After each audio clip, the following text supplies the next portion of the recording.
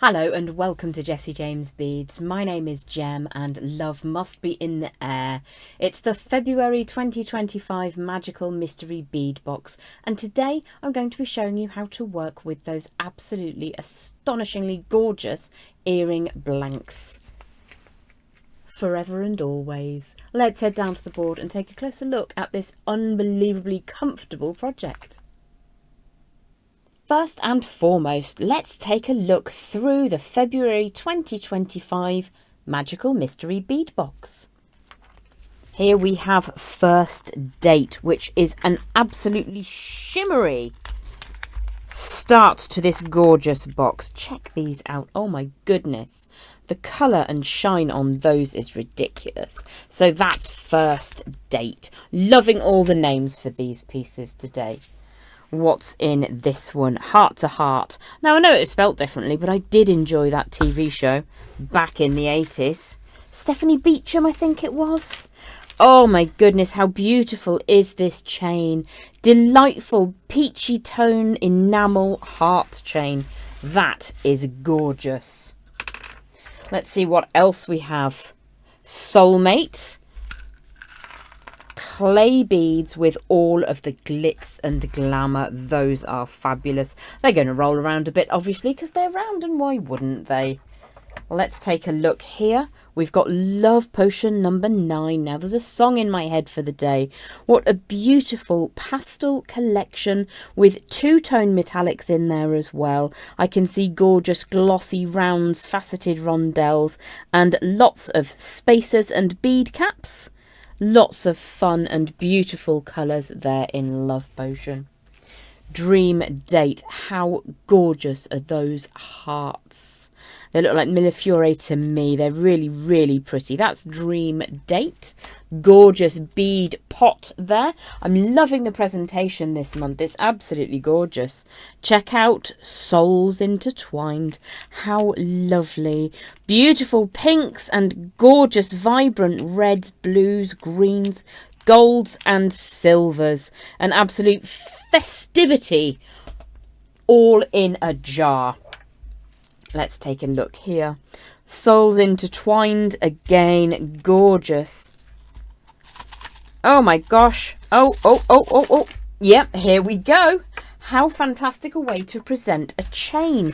And what a beautiful chain this is. I do love texture in a chain, and this is absolutely gorgeous. You've got 3 smooth oval links interconnected with one of these large twisted rounds. That is a beautiful chain. So 2 beautiful chains this month. How amazing is that? Let's take a look at what we have next. Rose Petals. So there is a fragrant bead strand, and what punchy colours we've got there. Really beautiful romantic tones on that strand. I've got another strand here, and how adorable are these sweet hearts. Oh wow. Beautiful crystal, and those shapes are amazing. That would be an absolutely eye-watering cocktail ring just in that one bead from this Sweet Hearts strand. Let's just pop that to one side because there is more. Here we are. Let's open up Forever and Always. These are the blanks that we're going to be working with today. So you've got oval textured links. These are solid links, no splits. I've got gold textured round links. I've got beautiful shimmery shiny silver, and more of those oval links beside. Not just that, but we have got these fabulous to work with earring blanks. Now these are with the pin that goes through the piercing and a very comfortable stopper on the back there, and I have them in gold and in silver. There is one more item that I'm itching to show you, which is Love Story. Let's take a look inside this little pochette and see what we have to play with. Oh my word, that is an astounding colourway. Absolutely stunning. It's pleochroic. There's definitely that soft satiny baby green, but towards the bottom of this beautiful crystal dropper we've got inky blue to purple. It's almost like tanzanite. Really, really beautiful glass faceted pendant bead and absolutely huge. What a glorious, gorgeously love entwined box we have for February 2025. For today's project, we're going to be using the Forever and Always earring blanks, and we're going to be using a selection of beads from the Dream Date collection. So just to show you a little bit around these, we've got some beautiful textured solid rings, and we have earring blanks in both gold and silver ways. Now I can't tell you how comfortable these are to wear, they're really beautiful. Now you could work just with that plain ring because it's got such a high shine and polish. It's really a thing of beauty by itself, but I thought it would be fun to add these two together so you end up with the most gorgeous textural pieces of jewellery. This is the piece that we're going to be working to create together today, which has got lots of texture and fun. I'm using copper wire today because I think it stands out beautifully against both the gold and the silver pieces we'll be working with. So we're going to create this piece, but what I would say to you is that if you don't want to have a really elongated drop, you could stop with the wrapping on the top one and then simply add this lovely head pin with those gorgeous hearts down from this position and forego that second ring. The Dream Date bead mix is absolutely gorgeous, and it is truly the gift that keeps on giving. There's so many of these Millefiore style beads in the mix. They're all gorgeous little hearts. I've chosen to work with the metallic components today, so I adore how these hearts are beautifully shimmery, shiny silver, but they're also perfectly formed. We've also got some lovely diminutive gold colourway beads as well, and these are perfect for adding onto our designs. You could mix and match how you put these pieces together, but what I decided to do was to add this gorgeous textural solid ring over the top of that very comfortable ready formed earring finding. We're going to begin by working with some 22 gauge round wire, and I have a length here of approximately 12 inches. So what we're going to do is to begin by just warming through the first couple of inches or so, just by allowing that to run between thumb and forefinger just once. And then I'm going to pop the textured golden ring over the top of my beautiful smooth earring finding. What we're going to do now is to begin by winding around with our wire. So I'm going to allow around about an inch or so of wire over the top into the middle, and then I'm just going to push that through. Now you may prefer to grab some chain nose pliers just to help you get this to set. To begin with, this is all going to wiggle around, but it's not a problem. Very soon it will start to settle down. So I'm going to clench the end of that wire and just draw it around so that I can get that set into position. And I'm just going to scooch that really neatly into the centre. Now, as long as you get 2 good wraps and you make sure that that end is away nice and tidily, what we're going to do is to make sure that the cut end sits inside the design so that it doesn't go anywhere near your earlobe. So that very last little bit of wire, if it didn't end there, I'd cut it so that it ended just inside, and I'm just going to push it down flat against the back of the textured ring, and then the smooth ring will protect your ear from that. So I think I'd much rather have an extra wrap of wire to begin with, so that we have 4 good wraps around those 2 pieces, holding them firmly together.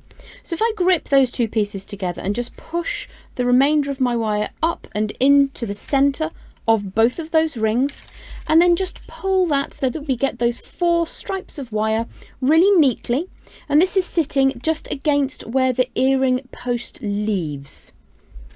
So once that's sat firmly in position, you can give it a very gentle little squish to make sure it sits down neat and tidy. That might move around to begin with, don't worry about it. What we're going to do is to bring in one of those golden toned heart beads, and we're going to put the wire up inside from the base of the heart towards the cleft at the top. So let's just allow that to zip line down into position.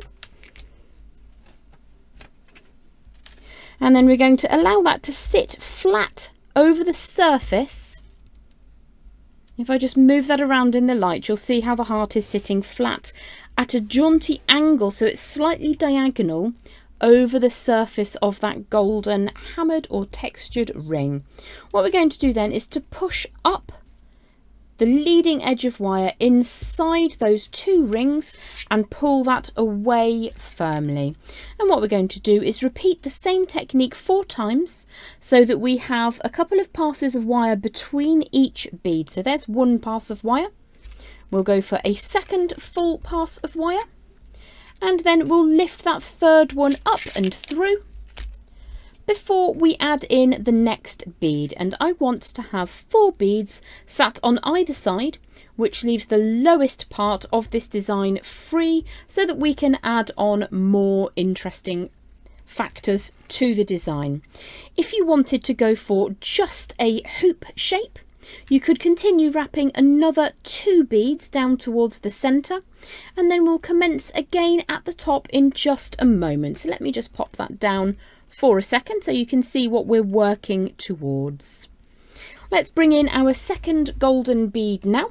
So just controlling where that wire sits, let's get another one of those absolutely perfectly formed babies. Pop the end of the wire up inside the pointed side of the heart, and then allow that bead to sit down. You'll just need to elevate the wire away from that frame, give it a gentle wiggle, and then push that so it sits in position. Now, in order for those hearts to sit over the surface of that textured ring, they need the wire to pass diagonally across the surface of that ring. They are gorgeous, they've got my thumbprints on them, but there we go. Let's push that wire up and through once more, all the way around, and we're going to go for another 2 wraps before we add in that third bead. So that's 1, that's 2, and here's a third wrap. Get that to sit really neat and tidy, and what you could do is just make sure that that sits neat before you bring in the third and fourth beads. So do take your time, make sure that you're happy with how neat those wraps are between each of the hearts, and then in a moment I'll join you back and show you how to connect the second wire for the second half of this top part of your earrings. So from that 12 inches of wire, we've got just a little bit of a residue there, and what we're going to do is turn to the back of the design, trim that tail of wire away just over that smooth earring blank, and then what we're going to do is just pinch that tail down into position.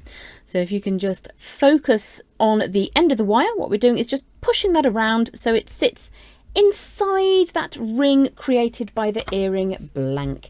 Now, to add on the second piece of wire, we're going to need another length of around 12 inches of that 22 gauge. So let's just unspool another length of wire. This is around about 12 inches or so, and it again is that 22 gauge. I'm working with a raw copper, but you could work with any medium or craft wire. Just going to smooth that first little bit over. Now, where we started with around about 1 inch the first time, we're going to go for around about 1 3/4 inches. Allow that to sit over the top. What we're going to do is to wrap that around a couple of times, just on the other side of the shoulder of the design. You can see where the pin is for that earring finding. Push that around a second time, and then as we bring that over for the third time, we'll be ready to add our beautiful heart bead on in just a moment. But to make everything super neat and tidy up at the top, I'm just going to make sure that that's lovely and smooth and warm. I'm going to trim it to around about 1 inch, so I'm just taking the tiniest amount off the end. And then we're going to use some round nose pliers to create a small spiral. So what you can do is just bring the tip of your round nose pliers in. We're going to go for quite a tight little spiral. Start by rotating that wire around, And then switch over to your flat facing pliers. I'm using bent chain nose pliers. And just bring that spiral slowly down towards the centre top of your design. And what we're doing is we're just hiding how we're adding things on. Plus, I think spirals are pretty. If you wanted to, you could cut that end at the back exactly the same way as we did on the first side. But I'm just going to get that spiral nice and strong and then push it down in the centre top of that earring design. So you may need to bring your wire round one more time just to get that to sit nice and tight. Push that up the middle. Draw that out to the side and then push everything together.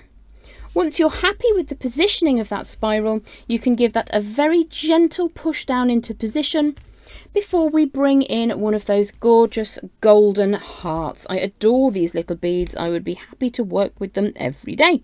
So we're going to start at the pointy end of the heart, slide that wire up and through, and then bring that heart down into position over the surface of that beautiful golden textured ring.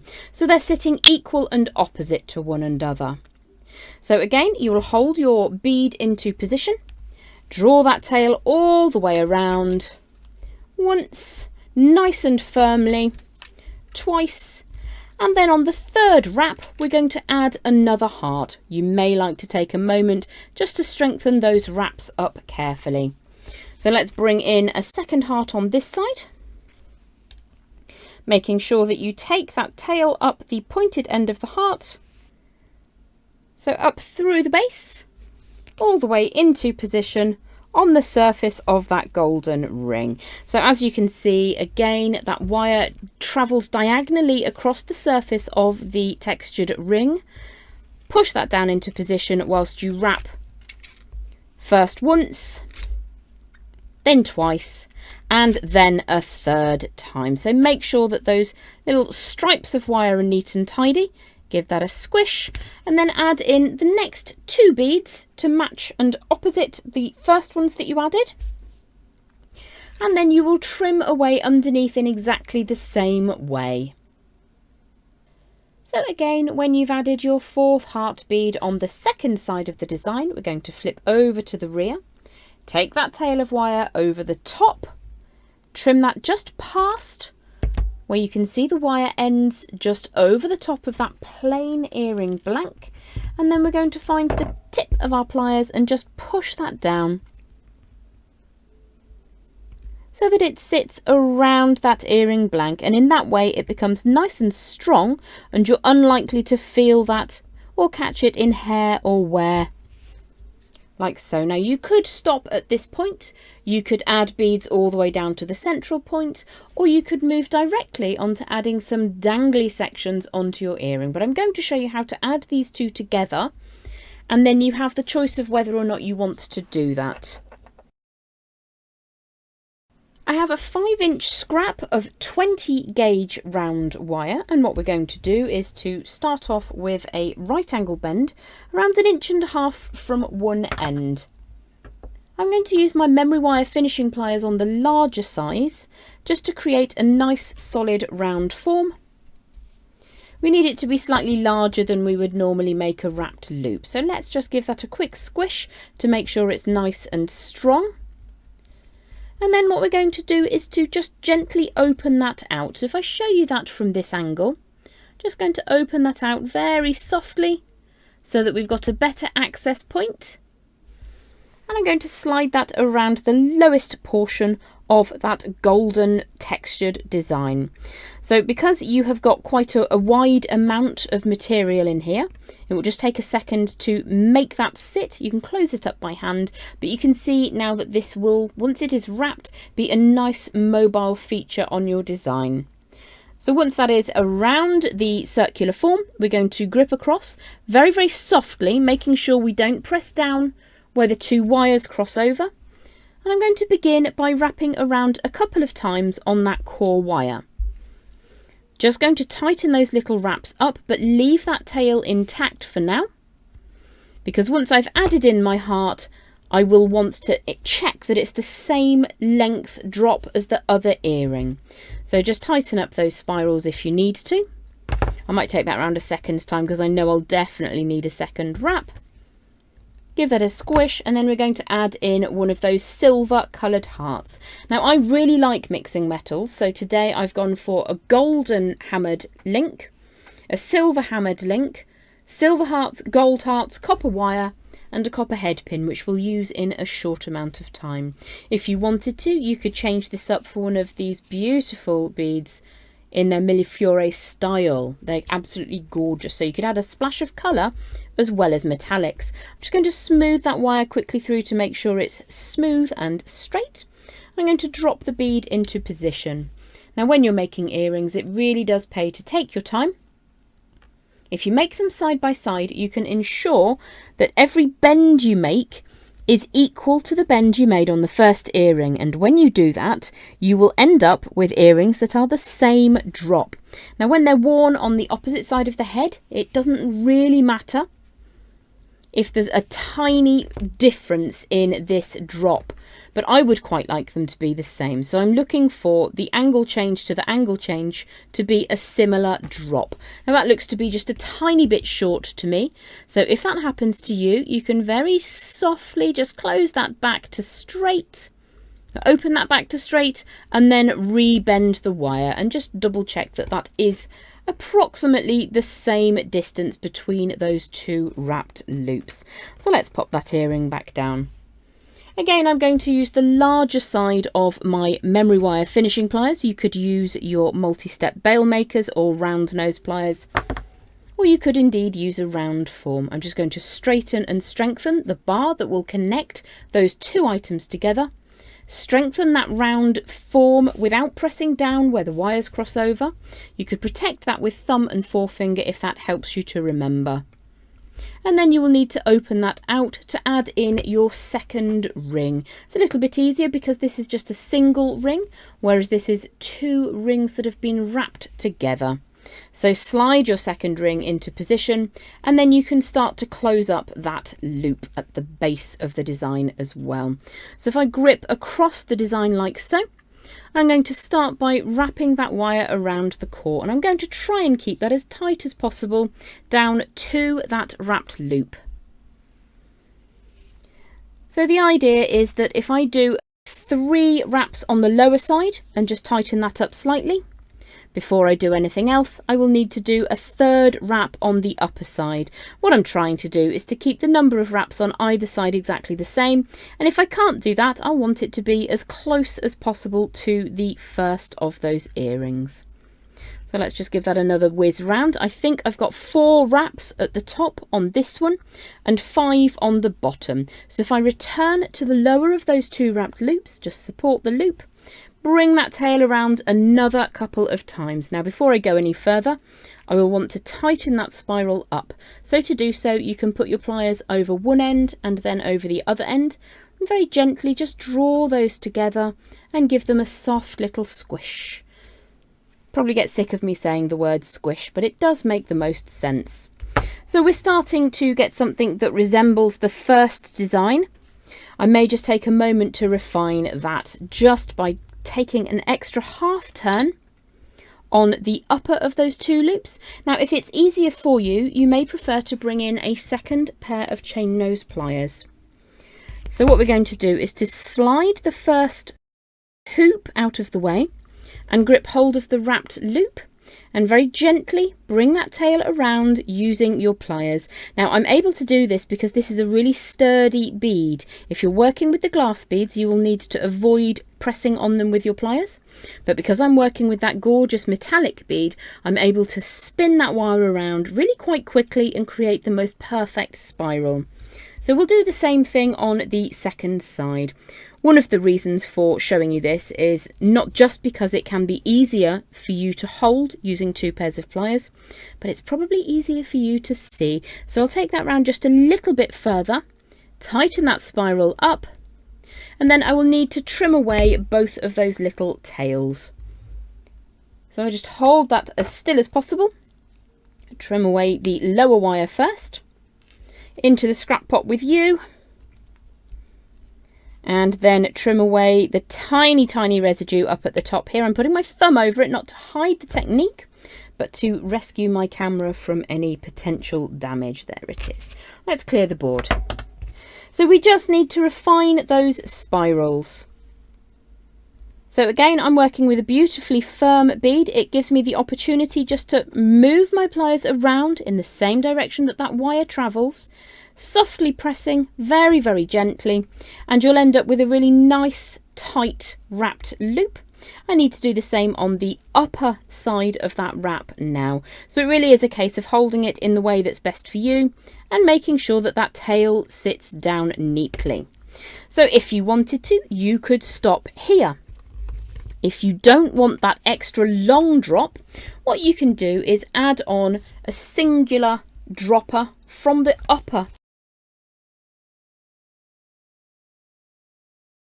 textured ring. So I'm going to now add on one of the silvery hearts and then 3 of the little golden hearts. So again, you'll need to find the hole at the point of the heart. I'm sure there is a technique that people that work with small beads use, which is where they put the bead on the mat and then put the pin into the bead. When I've done that, it just does tiddlywinks and goes everywhere. So that's not a me skill, I'm afraid.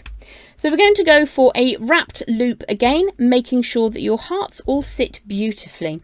You can see that we've got really quite a large loop on this earring, so we want to go for the same kind of distance again.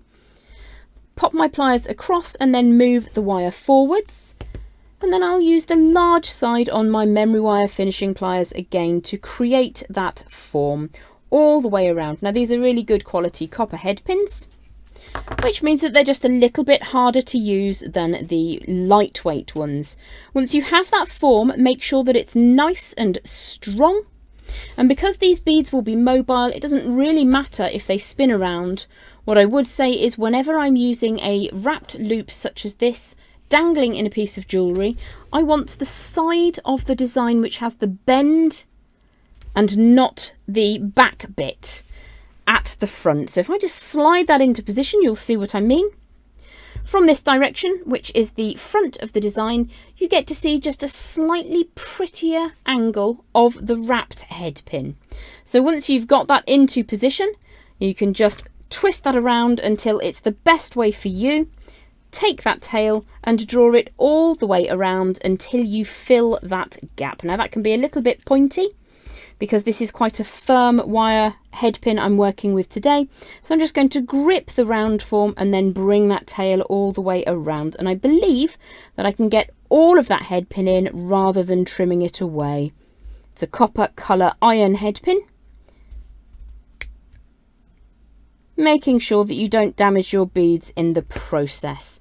So if you wanted to, that is the thing that you could add to the upper of your earrings, instead of having this extended heart dropper between them. In a moment, I'm going to show you some alternatives that you can hang from the base of your earrings. As an addition to our textured ring earring drops, I thought we could go the full Sarah, by which I mean all heart.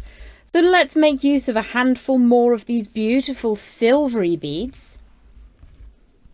I have in total 6 3-inch lengths of 20 gauge round wire, and this is a medium copper. I'm going to use the small side of my memory wire pliers to start rotating that wire around to create a nice rounded centerpiece. Now I don't completely finish that circle. What I'm going to do is just push that into the tail of the wire as it moves away, and in that way you get a nice circular center to your spiral. I'm going to create a spiral with 3 rotations of wire. So we've gone once, twice, let's go for a 3rd turn of wire from that start point, and the slower you go with spirals, the neater and tidier they will be. So there are 3 turns on my spiral. I'm then going to grip hold of that spiral and push the wire away with my pliers at a nice firm angle. I'm going to give that a bit of a strengthen, and then I'm going to slide on one of my hearts. Now for this section of the design, I've chosen to go for open or simple loops. You could, if you prefer, go for wrapped loops as we did before. What we're going to do is bring the wire forwards from that spiral. So if I grip the spiral in the bead and then draw that wire forwards, I'm going to use the large side of my memory wire finishing pliers now, rotate that wire all the way around until it crosses back over the point at which it leaves the bead. Let's just get that to sit neatly before we trim away the last little bit of that wire. Into the scrap pot, and then we're going to make sure that our simple loop, the cut end meets the angle change at the top of that bead, and then we're going to just grip across to make that nice and strong. I'm going to open that as if it was a jump ring and add it onto the bottom of that design, slide it into position, and then you'll need to close that up, and I will do that once on either side of that central dangle. I'll add the other one in just a moment. Now, to further enhance the lower of those two textured rings, I'm going to make a 2-turn spiral now.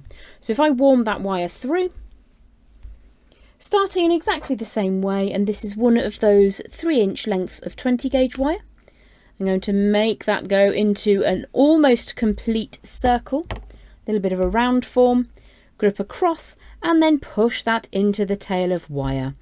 This time we're going to move around just twice from that start point, give it a really good strong squish to make it nice and strong, grip hold of that spiral and pull the wire away at that strong angle. I'm then going to add that heart into position, slide that heart all the way down, and then turn the wire sideways for this one.